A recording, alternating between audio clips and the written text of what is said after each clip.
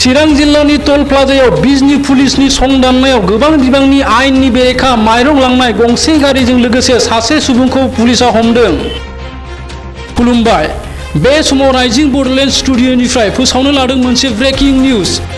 जि समाव मुथिसे माइरंनि थाखायनो माखासे सुबुंफोरा हालाय हाफाय जानायखौ नुनो मोन्दों, बे समावनो माखासे दुथां आखुनि सुबुंफोरा रायजोफोरनो होनाय माइरंखौ रांनि लबियाव फानखोमानो नाजानाय जाथाया रायजोनि गुबुन गुबुन जायगायाव जाबाय थानायखौ नुनो मोनगासिनो थाबोदों। थांनाय देवबार मोनानि समाव बिजनी पुलिस बिफाना सुलाद मोननानै आयेननि बेरेखायै 70 बस्ता माइरं लांखोमानाय गंसे बलेर' पिकआप गारिखौ हमनो हादों। गारिनि अनजिमाया AH19AC3905।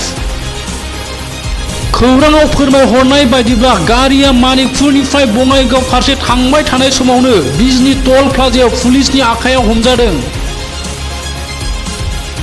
जाथायजों लोब्बा थाफानाय गारिनि बिगोमा शाहजाहान आली उर्फे सानमियाखौ हमनानै 156/22 दफानि सिङाव आयेन बायदियै लकआपआव दैथायहरो।